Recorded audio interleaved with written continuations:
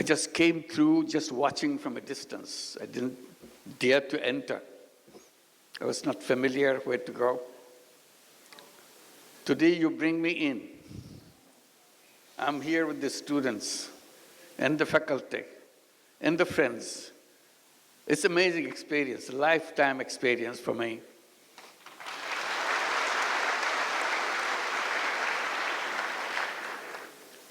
I give my greetings to Grand Imam and all the leaders of the university. When you are mentioning all the numbers, these are stunning numbers. I come from the academic background. I know what it means, how staggering those numbers are, how overwhelming the undertaking is. This is a memorable event for me, to see you, meet you physically, and even get a chance to talk to you. It's a rare, rare opportunity. As someone coming from academic world, it's always exciting to be with the students. That's what we do, that's what we live for. And my greetings to all of you, all the students of Al-Azhar who are present here, who are outside, those staggering number of students and faculties all over the world. And among them, there are Bangladeshi students, pretty large number too. Can I see you with the Bangladeshi students? Will you please stand up to see? Wow, these are all Bangladeshi students. I should. Thank you. Thank you, thank you. তাহলে তো বাংলায় কথা বললেই হয় সব। অসংখ্য ধন্যবাদ। Thank you. অপূর্ব সৌভাগ্য আমাদের সবার, আপনাদের সবার সঙ্গে দেখা হলো আজকে।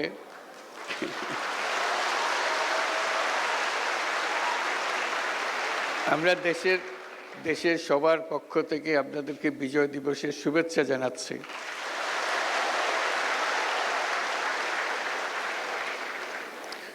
আমি ইংরেজিতেই বলি, অন্যরা বুঝতে পারবে না বলে আপনারা তো বুঝতে পারবেন।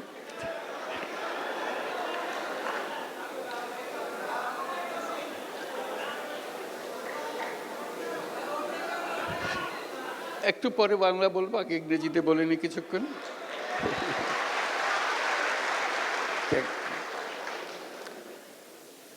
It's a wonderful feeling that you could accommodate so many students. I hope more and more students from Bangladesh could come here, and more opportunities will be available to you, because you change the world. Coming to Al-Azhar gives you the perspective, give you the knowledge, give you the willingness to do things which is good for humanity, not only in Bangladesh, globally. So that's your role. You are not limited to a particular country. You are limited for your service is for the whole world, for all humanity. I have to catch a flight right after this, so I have to be brief, and I'll try to share my experiences, what I did as a teacher, what I was trying to do, because this opportunity to interact with the students give me this opportunity to share what my efforts were, initiatives were. My experience in the University of Chittagong began 53 years back, as Bangladesh became just independent country at that time. I came back from the United States where I was teaching. Bangladesh today and Bangladesh 53 years back are completely different.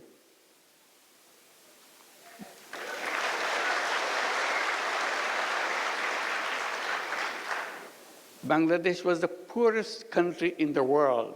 That was its title. This is not something make you feel encouraged that you are a citizen of the poorest country in the whole world. 86% of the population of Bangladesh were under the poverty line. And you see poverty everywhere. And that war of liberation made it worse, because all the roads were broken, all the bridges are torn apart because of the war of liberation. People's life became very, very difficult. And as I was teaching, trying to see what can be done to make sure the people who live around the campus are reached out to. Because I was campaigning within the faculty of the university saying, if university is the reservoir of all the knowledge of the world, it doesn't matter where it is located, whether it's in the poorest country or the richest country, university is supposed to be the reservoir of all knowledge. And that's what Chittagong University should be too, as a reservoir of all knowledge. My question to the faculty was, if it is the reservoir of knowledge, should it be just limited to the walls of the university?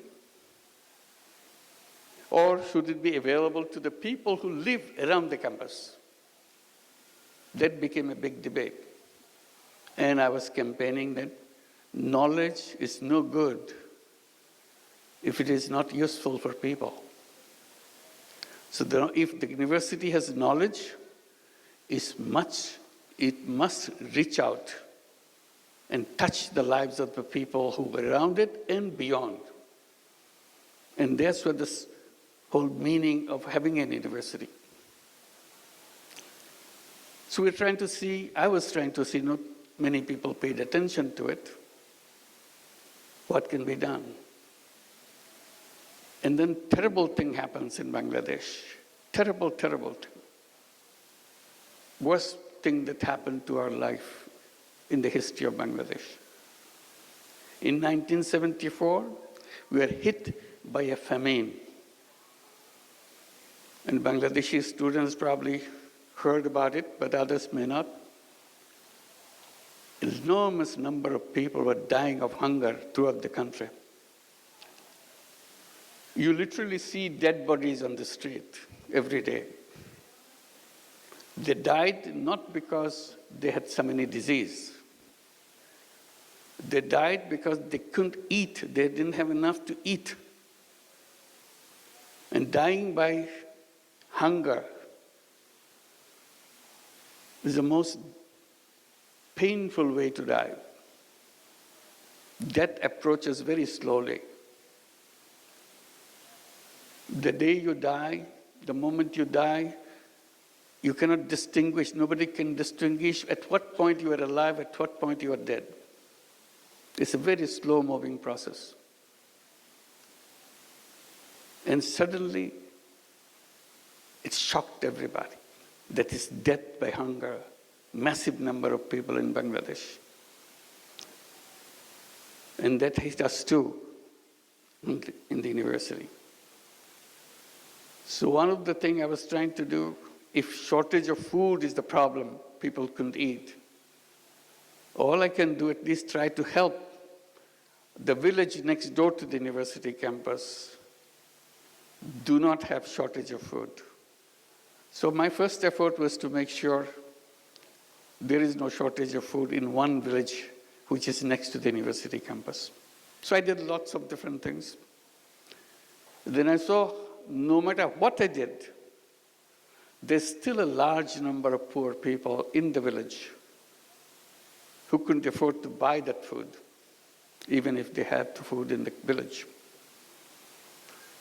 So I was trying to see how do you do that. One traditional way, give them charity, give them some money so that they'll get some food.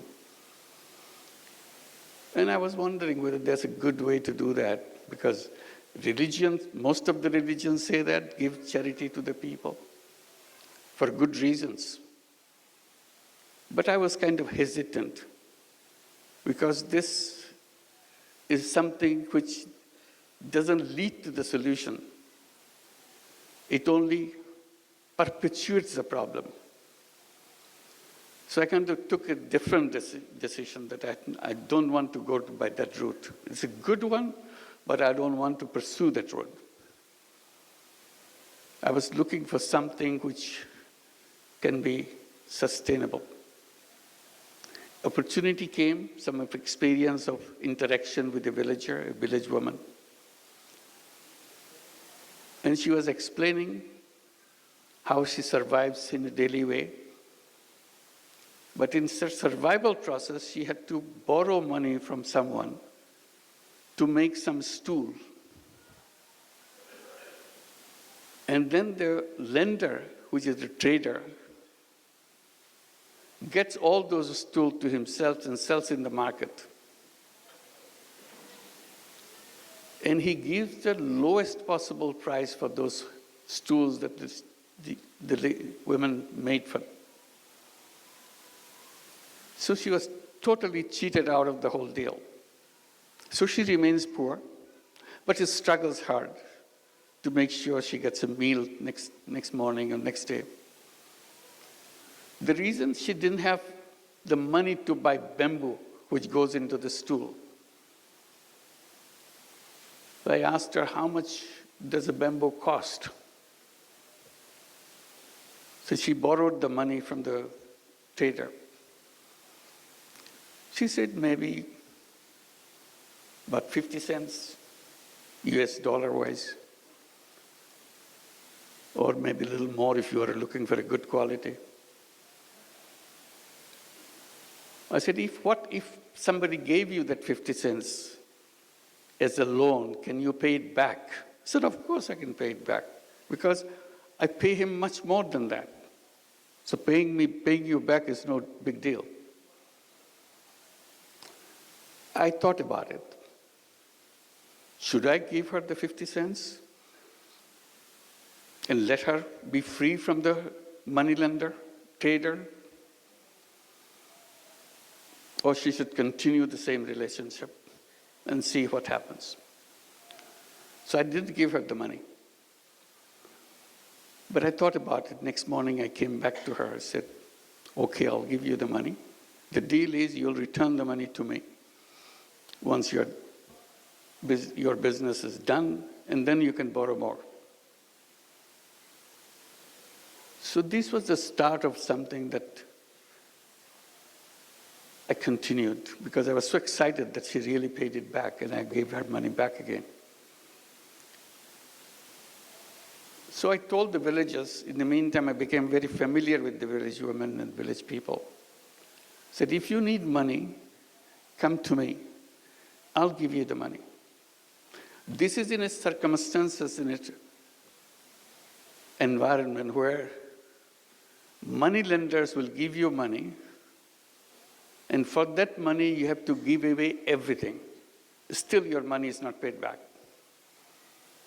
That's what the money lending practices in Bangladesh and many other countries is all about. Here I am, I'm not talking about taking away everything. I'm just asking for the money to be back, that's all. Whatever I gave is returned to me.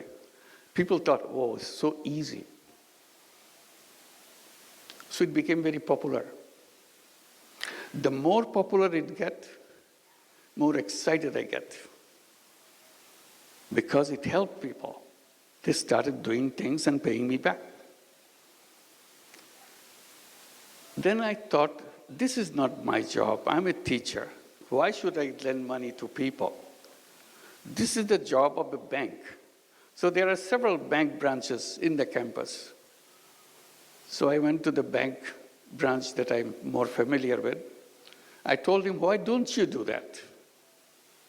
He told me, no, banks don't lend money to poor people. That's not their job. I said, what is your job? He said, lend money to people who need money, lots of money.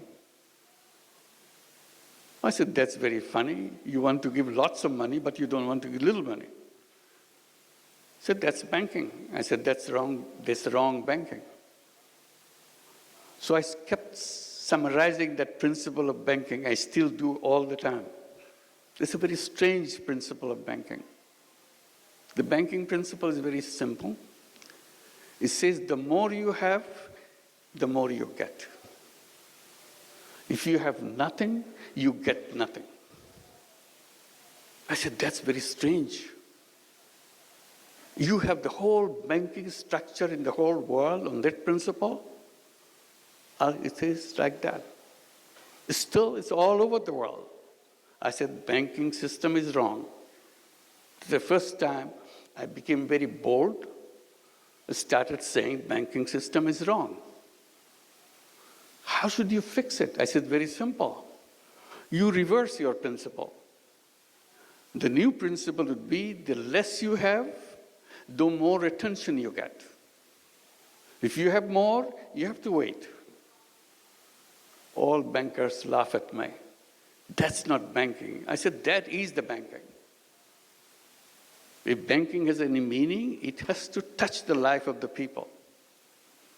And touching the life of the people begins by accepting that principle. The less you have, more attention you get. Then bankers said, oh, it will not work. No matter what principle is, but it sounds good, but it will not work. Poor people will never pay back.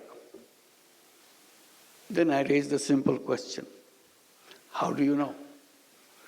Have you ever given any money to any poor people? No, we have not, because our system doesn't allow that. I said, then how could you come to that conclusion? Oh, everybody knows that. I said, I don't know that. So I want to practice. I want to find out. So I started doing that and find out everybody pays back. They said, well, it can stay for a while. They are trying to impress you so that they can get more money. The more money they will get, then they'll stop paying you back.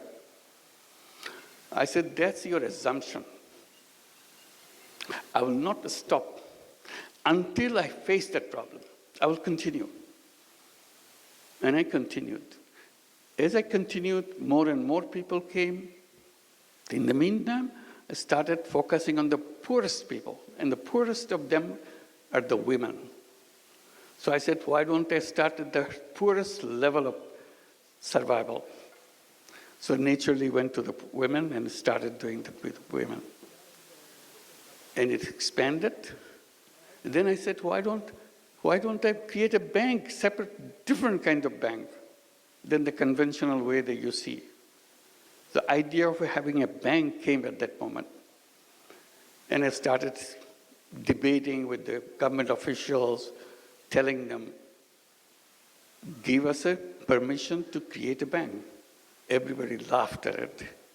How can you have a bank for the poor people? I said, like the way I do it. Oh, that's not banking. I said, what would you call it? Banking is about lending money and getting money back and running a sustainable organization. It's a business organization. Nobody believed that.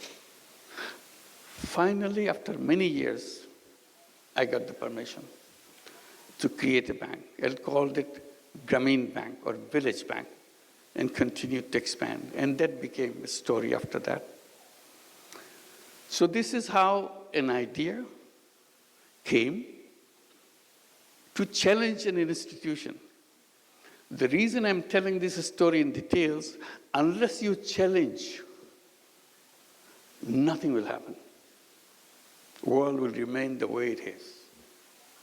It is the young people, it is the students who can see things more clearly because they are still looking for things. And that's what you are. Looking for things to do. Looking for changing people's life. Looking for changing the whole world. If you stay where you are, repeating the same thing over and over again, the world will remain where it is. And then I came with the idea that I started telling about. I said, not only you challenge, you dream, you imagine.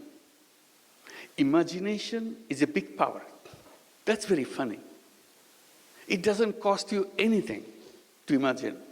You can imagine anything you want. Imagination doesn't have any limit.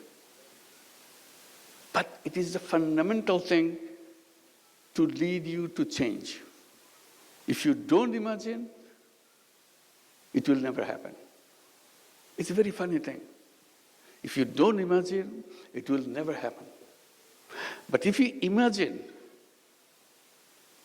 it has a big chance of happening.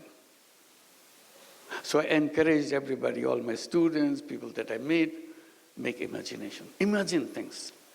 Things which are absolutely impossible. Imagine that. And if you keep on imagining, it will happen. So while I do the thing, coming bang, and people say it will work in Bangladesh, it will not work anyplace else, it started spreading in other countries. It even came to Egypt. We started some programs in Egypt. Many microcredit programs are introduced. It went to many other countries in Asia. The funny thing is, it was introduced in the United States. In 2008, we set up a program called Grameen America. It started in Jackson Heights, New York. Everybody said, no, this is not Bangladesh. We don't have poor people in the United States. You are making us feel like we are some kind of fools. I said, no, you're not fools. You're very smart people. But you don't realize that you have poor people, because you keep claiming that you don't have poor people. You are the richest country in the world, quote unquote, richest country in the world. That doesn't mean you don't have poor people. Oh, no, we don't have poor people. It's a rich country. I said, yes. Then I asked the question, do you have welfare program in your country? Oh, yes, it's a very rich program. We have lots of people. We take care of all the people. We give them monthly check every month so that they can buy their whatever their family needs are, so that they can take care of themselves, their children, a check every month, welfare check. I said, you know what? Every family, every person that you are giving a welfare check is a poor person by your own recognition, because they cannot afford to maintain their life on them by themselves. So you are giving them money from the state. They are poor, but you are claiming they are not poor. You are hiding poverty. Anyway, this debate went on, but in the meantime, Grameen America started expanding. Now it works in 35 cities in the United States. It lends out about $2 billion a year. In a couple of years' time, they will be distributing $3 billion and $4 billion. This is the path it has took. And the amazing thing, repayment rate is absolutely near 100%. Never changed. So you challenge something, and people say it cannot work. Oh, okay, it can work in Bangladesh. Bangladesh is a funny country. Anything can go. But it will not happen in any other countries. Now it's all over the world.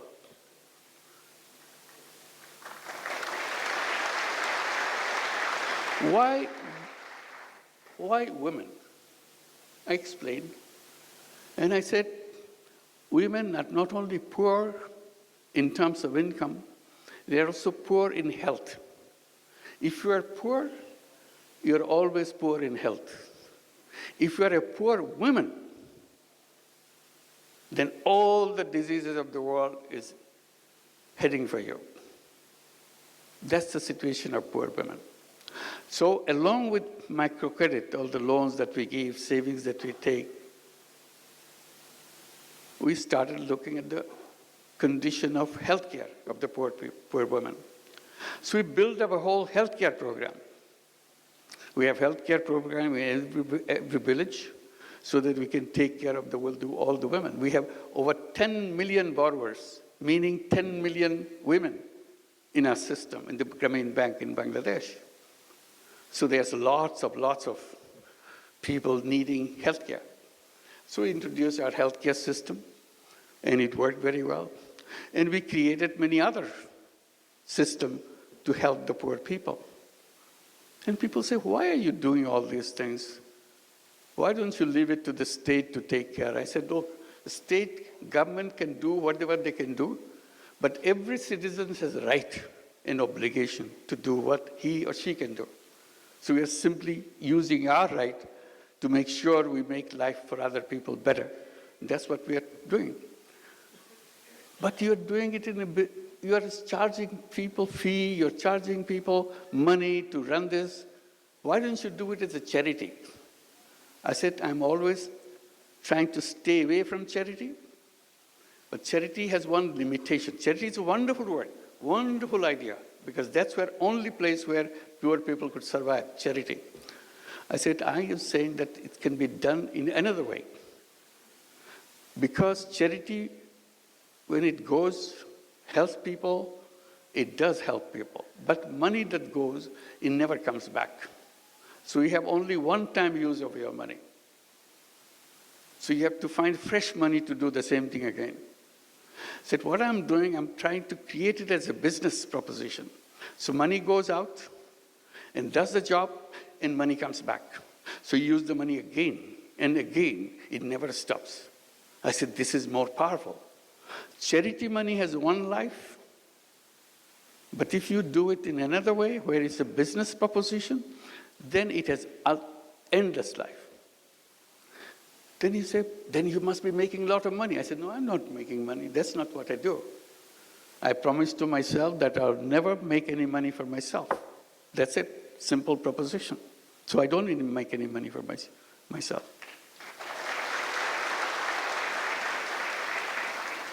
Then why are you doing like this? This is not a business then. I said, it is a business. See, we're conflicting.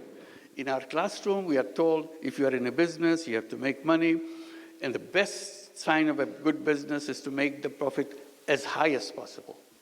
Profit maximization principle. See, I got stuck with this now. Profit maximization principle. I said, well, that may be the one kind of business, but there are other kind of business. Oh, in our books, there is no other kind of business. There's only one kind of business. To profit maximizing, to maximize profit. I said, if you have only one kind of principle, then this is something missing. There should be in your textbook another kind of business. Business to solve problem of the people without making any money for yourself. Oh, we never heard of this, because you never did that. I said, I'm doing it, I like it. They started a debate. Can this be a business? I said, of course it's a business. Business means you sell something, you produce something, sell something, and get your money back, and have a surplus. In my business, there is a surplus. There's no question about it. But I don't want to take it myself. That's the only thing. The rest of it's the same.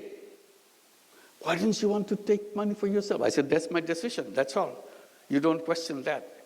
If you like it, you should do it too. It's fun to do that. It's a big controversy in economics classes and conferences, debate, can this be a business? I'm saying this is a business as anything else. So finally I have to give it a name. I started calling it social business.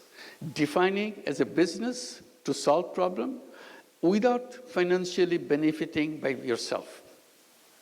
So surplus stays with the business and expands the business. We took this principle and expanded, creating many, many other businesses. And funny thing, we came up with an idea. Well, government was giving licenses to telephone services, but in Bangladesh, in many countries, I'm sure Egypt did the same thing. At one point of time, very few people had telephones. It was a government service and very inefficient. Maybe 100,000, maybe something like that. That's the total number of telephones in the whole country. So that's when the mobile telephone idea came, and it's got introduced in other countries. Bangladesh wanted to give a license, give licenses for setting up mobile telephone companies. We looked at each other. What does it mean? And we had an idea. Why don't we apply? We had no idea what a mobile phone is for. But since government is asking for application, we sent an application. We want to have a mobile phone company. Everybody asked, why do you want to have a mobile phone company? You are just lending money to poor people, that's all. Mobile phone company, mobile phone is for the rich people. Very rich people. Because at that time it's very expensive when it came. So I said, well, we have an idea. We want to bring telephone in the hands of poor women. Again, a shocking experience. Why poor women? What do they do with the telephone? I said, we'll figure that out. We explained, government was not happy with our application. They said, why do you want to give money to poor women, telephone to poor women? I said, it's not for her to send messages or start at that time, there's no messages, just calling each other. They're not calling anybody. They will allow the rich people in the village to use their telephone and charge a person heavy price. Because that's the first time telephone came, everybody wants to make a telephone call, she will make money. So why should I give it to rich people? I give it to the poor people, the privilege of having the telephone company. So we want to do that. So we created a telephone company called Grameen Phone.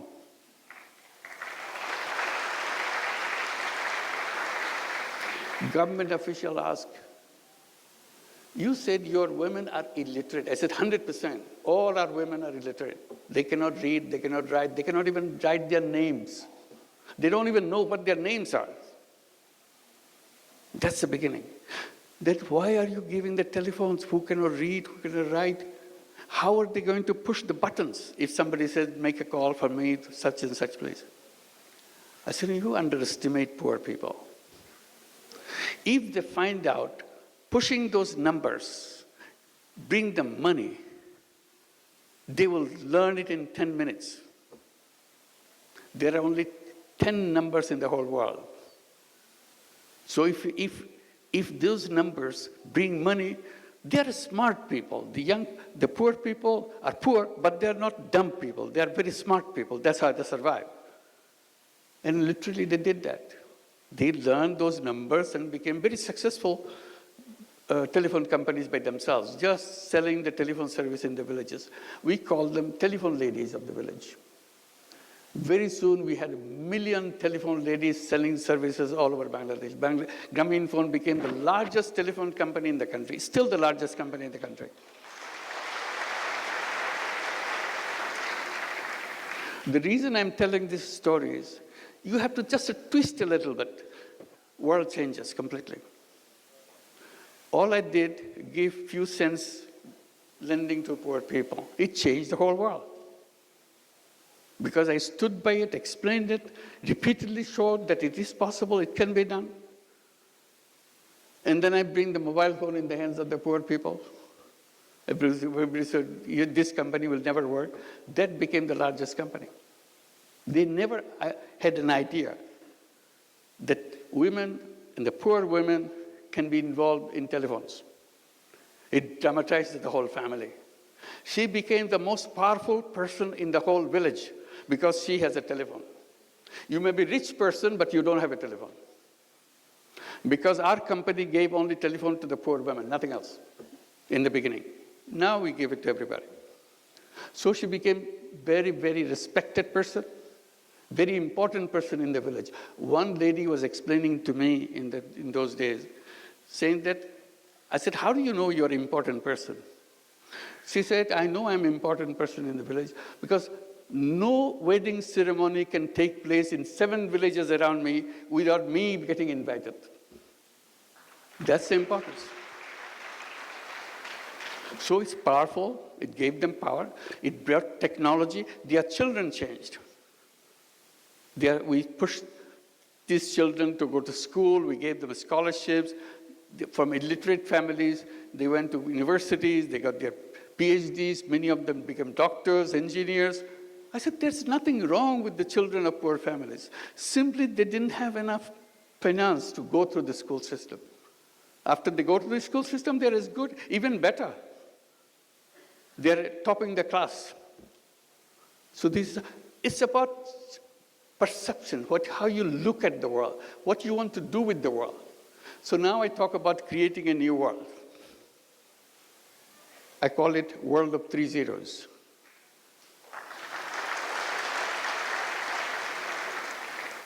People get a little bit curious. What is 0 is nothing. So what 3 zeros mean? It's very simple to remind ourselves. 0 net carbon emission, because we cannot survive unless we achieve that. 0 net carbon emission. 0 wealth concentration. You know, our countries move forward, like Bangladesh has moved forward. in the last 53 years. But where did all this money come? Where did it go? It went to the several people, several families in the country. Bulk of the people is still at the bottom. Their conditions slightly improved, but not what the richest people in the country is. All the wealth goes in one direction. In every system, in every country, wealth gets concentrated in the hands of 10%, 12% of the population of the country, and the rest is still struggling. So I said, that's not right. So we have to address this question of wealth concentration. That's where the social business comes. If you introduce social businesses, there is no wealth concentration because money is not going to one place. Money is just circulating, and you are not taking any part of the profit that you make. So I said the future of the world is having more and more social businesses. Everybody says, social business is a funny concept, it will not go anywhere. Then we see big companies like Danone, like Uniqlo, they are becoming, Uniqlo is a big company in Japan, Danone is the biggest company in France.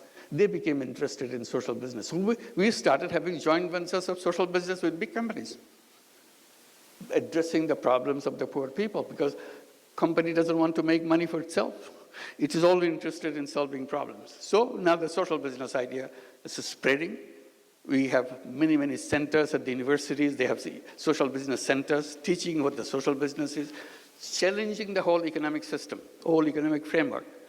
I said the root cause of all the problem that we created in the world is what we have designed as called economics, which is a profit maximizing system.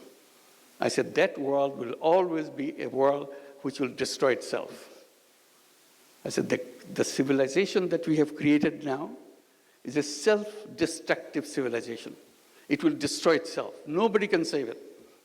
I repeat, this civilization is a self-destructive civilization. Either we'll be hit by all the problems we created, the environment and the climate will kill us, or wealth concentration will kill us. All the wealth will go to a few people on the top. The rest of the people will not have nothing. So that society is not tenable. Unless you are sharing the world, society cannot function. And the last one is zero unemployment. That's very interesting. It came because of my experience with microcredit.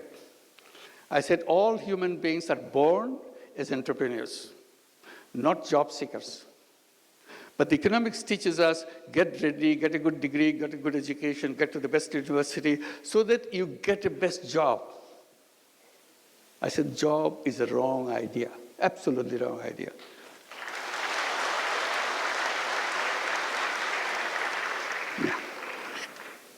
We have to leave. It's a couple of minutes.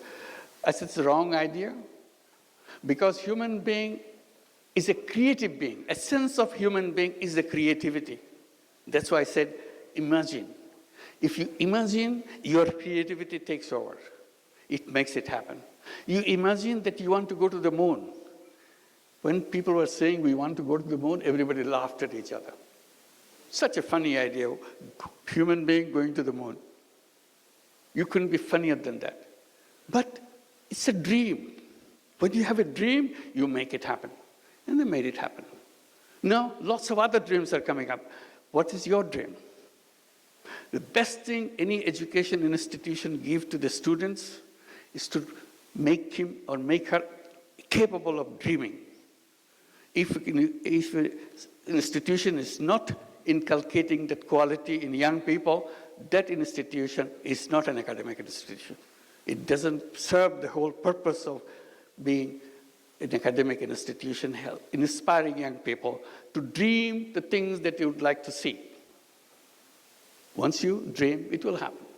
So I talk about zero unemployment. I said all human beings are born as entrepreneurs. Job is the legacy of slavery. We don't want slavery. We don't want to be slaves. But the education system forces us to do that because they say you need a degree, you need a piece of paper. Because if you produce a piece of paper, you get a job. I said, I want to create an education system where we don't need a piece of paper. We don't need a degree to show it to somebody. I use the knowledge to change the life of the other people, change the life of any people. That's what entrepreneurship is all about. And entrepreneurship is not about making money. Entrepreneurship is about changing the life of the people.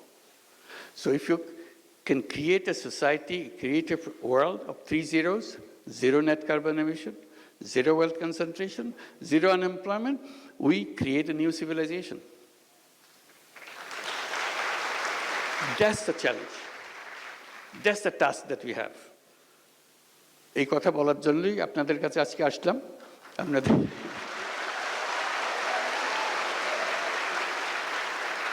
আজকে তাড়াহুড়া করে চলে যেতে হচ্ছে, ভবিষ্যতে আবার দেখা হলে সময় নিয়ে কথা বলবো। আজকে কথা আজখানেই শেষ করি। সবাইকে অসংখ্য ধন্যবাদ। আশা করি যোগাযোগ রাখবেন, আরও বাংলাদেশ থেকে আরও আপনাদের বন্ধুদের নিয়ে আসতে পারেন কিনা দেখেন। আশা করি এটা দেশের পক্ষে। অসংখ্য ধন্যবাদ।